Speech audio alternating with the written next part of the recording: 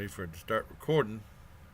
Hey, my legion, how y'all doing today? I got a big plethora of movie slash TV review slash radio review on this video. I'm gonna be reviewing the new Death Wish, which is from last year, which is available now free if you have Amazon Prime on the Amazon Prime channel. Which I was like, holy crap, I gotta watch this. And then along with that is I talk about the season premiere of AP Bio that came on NBC today. That was broadcast. I'm recording it now, but I'm doing recording tonight. But I'm going to upload a little later on the day. It is Friday night, like 3:30 in the morning. Along with that, I got I forgot. Oh. John was telling me about that Monty Python concert from 2014. Monty Python Mostly Live is I saw that on Netflix. It's on Netflix. I saw on Netflix review of that, and also on that live stream Thursday night, we were talking. Well, I know Greg was told me about Fibber McGee Mollie, so I'm going to do a review of one of the radio episodes of that, one of the newest ones that got uploaded. I want to thank Greg White for telling me about Coffee, the new site I'm on. And I'll leave the link to that. It's like a kind of like a tip jar type thing. And it's really a unique thing. I tried to. I didn't care for Patreon, but I think Ko-fi is where it's at. So I'll leave a link to that too if anyone's interested. And all proceeds go to help support the channel. It goes back in the videos I do and the stuff I get. Because it's just me and the cat. I live by myself. So let's go ahead and get on with the movies. First of all, Death Wish. Now, when I heard about Death Wish coming out, being a remake by 2017, I was very apprehensive about it. Because I'm a big fan of Charles Bronson and his Death Wish movies. And Death Wish 5 was the last theatrical movie that Charles Bronson did before he passed away. I think it was in '95. I think I didn't see it. I think I saw that on cable. I think I ended up buying a DVD for that. Yeah, I remember the original one. My dad was telling me what a great movie it was, and then when we got VCR, he rented it because he said he saw it on TV. Well, let me talk about this one. I'll get back to the Charles Bronson one. I was very apprehensive about it because it's like, even Bruce Willis, I actually lost a lot of respect for Bruce Willis when I heard all this stuff, how impossibly difficult he was, how he talks down his fans. I know Kevin Smith was talking about it big time. I kind of lost a lot of respect for him, but I still like him and his movies. I'll still watch his movies and stuff. Even though I'm a little more apprehensive. Just like with Chevy Chase, I heard what a jerk he was, but I heard about that a long time ago. And I still watch his stuff. I still like Christmas Vacation, some of his earlier stuff, and Funny Farm and stuff. It's great movies like that. But I lost respect for him. And it was like Bruce Willis and Charles Bronson. I don't think he's gonna be Charles Bronson. People are like, it's Bruce Willis. Yeah, that's Charles Bronson. There's only one Charles Bronson. Well, anyway, I saw the movie, and it was Eli Roth, the big guy behind all the violence and gore right now, I guess. He has an infamous reputation, and boy, I mean, he was like, this movie was pretty lousy. I mean, it was so mediocre. I mean, there wasn't any moments of real. They showed like a thing of flatlining I think at the beginning, at the end, because Bruce Willis plays the surgeon in this, and I felt the same way. It was just like even tone the whole way. I felt no real emotion in the movie. Whereas Charles Bronson, I mean, like. The guys were going to, the bad guys were going to attack his wife and daughter. And that's what's going to get him angry to start doing vigilantism. And it was done with kid gloves. I mean, it's still kind of messed up. It was done with kid gloves. Whereas in the original one, it was really messed up what happened. He didn't, I thought Eli Roth would probably just go really horribly violent, and he didn't go that violent with what happened. it was messed up. I mean, it was nowhere near as messed up as in the original. And then I mean, you saw the thugs from the beginning. Jeff Goldblum was one of them. I mean, building up to what happened. And these guys were scumbags, and you were really mad. I mean, that's what the part of the vigilante movies that get so mad, and when he gets revenge, like yeah, like that, and it wasn't like that at all. I mean, I felt, I mean, he was pretty much emotionless, and then there was some parts where he was cracking jokes. But I mean, I felt no one really gave a good performance. I felt no emotional I mean, I thought maybe the last act would be good, and then it was a little bit there, and then it just kind of like was just average or okay. And there's a scene with a bowling ball that was like right out of Laurel and Hardy. I was like, oh, that was just too silly. That's what's right out of Three Stooges that happened. Sam Raimi didn't direct this movie. Sam Raimi was influenced by Three Stooges, but I mean, I don't know if that was meant to be funny or not. I don't know. But the thing with the bowling ball is just, boy, I really didn't take it seriously. I mean, there was a part where he was at the beginning before the stuff with his wife and daughter happened, where he was arguing with this guy um, during a soccer match, I think it was, and he was saying the F word, and he say, and Bruce was like, "Will you calm down and be quiet? The kids here." And I mean, the guy was, I mean, aggravated, getting on, being a jerk. I was getting a little bit mad at that. And that let you off the hook. And then you didn't really feel no. I mean, the part where these guys come out and beat him up a little bit. But I mean, that was it. That was the only time I ever really got mad at anybody in there. There's a part in the elevator that I thought might have had a little bit of tension, but they kind of let you off the hook on that too. Maybe there's something going, and it just ends up being. And Eli Roth, because he directed Hostel. And Hostel, I really got into it. And during the last third act, man, it was riveting. And then whenever stuff happened, you're like, yeah, like that. You were getting mad. This didn't happen in this movie. You're supposed to get mad, and then whenever they get their revenge, you're supposed to get happy. Or cheer. It's supposed to be, one of those things that everybody cheers and stuff like, well, most people. But no, I felt like really cold in this movie. I mean, well, not cold. Well, it's cold outside, but I mean, I felt like really emotionless in this movie. Give me Death Wish 4 The Crackdown. I saw that in the theater. That was hokey and silly, but it was very entertaining. And even the bad guys were bad in that one. That was funny. I mean, there was a part where I think the guys were congregating. I remember seeing this, and there was a scene. I think he put like this, set up a champagne ball to blow up or something like that. And you see the champagne ball, and then you see a cut, and you see them. They're all. It was horribly cut, and you see they're all mannequins before they blew up. I thought it was hilarious.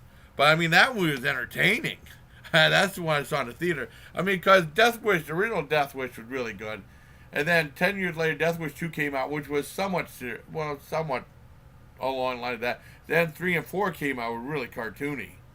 Like a comic book. I love the part part 3 where he swung this door, this one thing, he hooked up this one thing at the booby trap. All of a sudden you hear the guy scream and run away. I mean, he's probably this old age home. And there's 2 little things and the thing. And said, "What's that?" He goes, "Teeth." That was hilarious. That was funny. I don't know if it's trying to be funny, but that bowling ball scene, that was like Laurel and Hardy. Because there's too many different tones in this movie. That was just, the whole movie was silly. Same with Death Wish 4. Now, Death Wish 5, Trimark did in 95, I think, or 94, 95. Now, there was some scene with Michael Parker really messed up with the scene with him smashing a girl in the face in the window. That was messed up. And even in this movie, there's an iconic scene that Charles Bronson did that Bruce Willis does. I think you see it on some movie posters, right?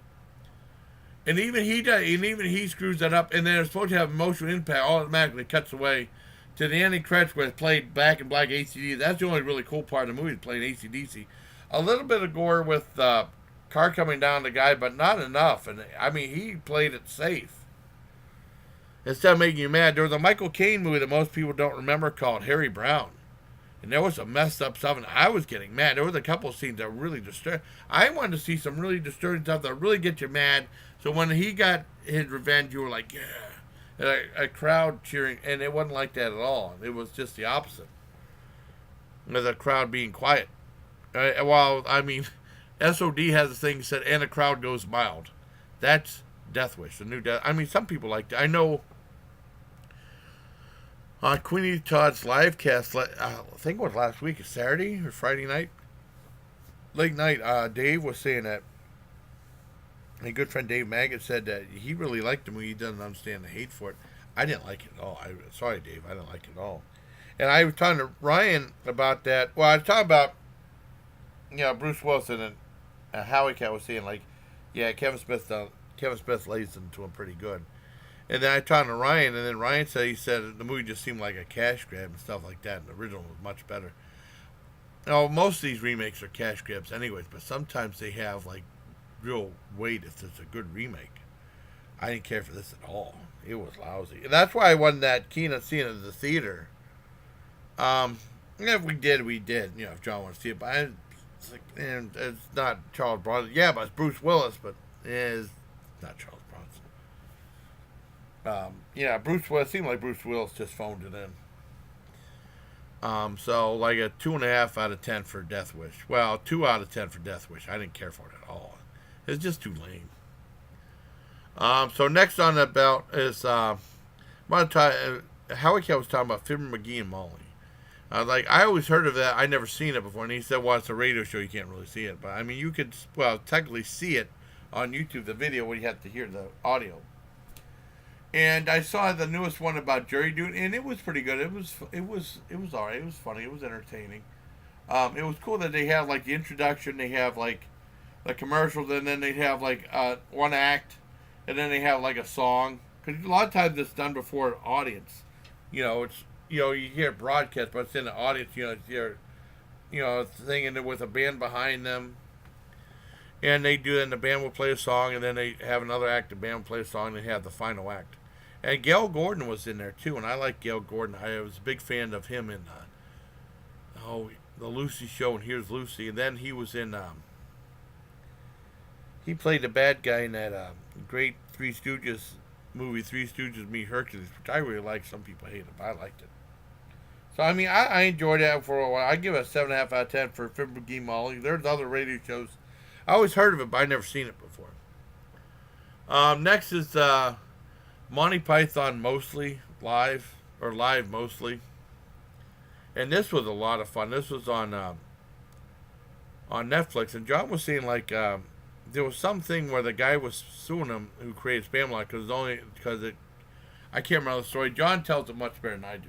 He even told it about it in some of the movie reviews. I can't remember the story, but he ended up owing this guy a lot of money, and they said, "You guys really got to pay this guy." And then when they found out how much was taken away from their retirement, so they decided to have a big concert thing that was broadcast all over the place, and they made a ton of money on it. And it was like over 2 hours long, and it's really entertaining. There's lots of extended musical numbers with people dancing and dancing. The numbers for thing for Ministry of Silly Walk was great, and some of the stuff was really, really funny. I mean, it's a lot of the acts from Monty Python's Flying Circus and classic acts they did, and some cameos like Stephen Hawking and Eddie Izzard and Mike Myers. Not Mike Myers from Halloween, and Mike Myers from Wayne's World. Yeah, they have Mike Myers come on there with that guy from Halloween on it. It's a lot of fun, and they even take jabs themselves. They took jabs at John Cleese about how many marriages he had. And then they took a shot at Michael Palin for the travelogues. And I'm a big fan of the travelogues he did. I find the first one I did, I didn't know about. He did Around the World in 80 Days. That was back when A&E used to have really good stuff. It might have been when I was in the Army, because I heard about, we used to get a newsletter, we used to get a magazine every month from the cable company. This was long ago, and they did away with that in '96 or something like that. We used to get one every month. And, I mean, they charged us $1 for it, but, I mean, it was worth $1. It was a decent magazine, no big deal. And then we didn't have to get TV Guide or anything like that, and it showed us whatever was playing, and they were talking about different reviews, and they were talking about did a movie called Pole to Pole on A&E, and I made sure to watch it. This is when I was partially working. I remember seeing, I really liked it. It's like a whole travel. I don't know how many series. There might have been 12 episodes or something like that. He goes from the North Pole all the way to South Pole, and he does these hour-long things. and it was wonderful. I really enjoyed it, and I think they tried to bring back Around the World in 80 Days, but they didn't have. I didn't know exactly when it was, and then I missed. I think I watched 1 or 2 episodes. I never got to see the whole thing. And then he did something called Hemingway Adventures on PBS, which I saw with Dad. I remember taping it. It was like 8 episodes that talked about all the different places Hemingway talked about in his books, and then Mike Palin does the hour-long thing. I think it was sponsored by the Hemingway collection, like a furniture line inspired by Ernest Hemingway. I remember watching with Dad and said, boy, I bet you that stuff's expensive.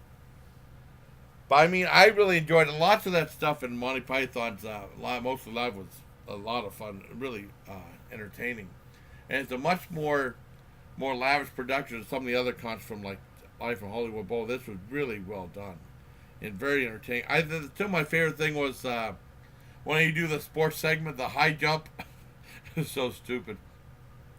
Shows someone running up and jumping, and then you see him jumping all the way up into the top. That was silly. That's kind of humor I like. Really stupid. I never understood. I mean, when I was in Germany, the hate for Monty Python, the hate for comedy, and I mean, I was watching it with some guys, and they watched the animated sequence. I thought it was really funny. Like, I would have thought this was funny if I was in third grade. This ain't funny. This is so stupid. This sucks. And they were all like that. For Laurel and Hardy, that Christmas Vacation, my friend thought it was funny. My other friend said, boy, this is the dumbest thing I've ever seen in my life. I hate this. It's not funny. I hate it. I hate it. I hate it. They didn't like comedy. I don't know why. They wanted to be miserable. My fellow soldiers in Germany. I mean, Scone kind of enjoyed a lot of the comedy, but boy, so many other people just ganged up on a holiday and hated it. I never understood why. I never met a bunch of miserable people in my life. But I thought the Monty Python Mostly Live was fantastic. It's Mostly Live or Live Mostly. Mostly Live, I think. And I give that a full on 10 out of 10. It was wonderful. Now, next and last on the thing was they had the scene premiere of AP Bio. And this is a show I mentioned. People were like, what? Because the title doesn't really stick in anyone's mind. And it has like one guy from It's Always Sunny in Philadelphia, and then Patton Oswalt's in it and stuff. And it's still really entertaining. I enjoyed it. The weird thing, I mean, and the teacher still makes me mad because he goes into school and he's like supposed to teach his kids biology. He said, well, and then he said, you're not going to learn anything here. You just do what I say. If you do what I say, you get an A. If you don't or tell me, you get an F. And he's always plotting and stuff. He always makes me mad in the movie. And then he ends up being nice at the end usually.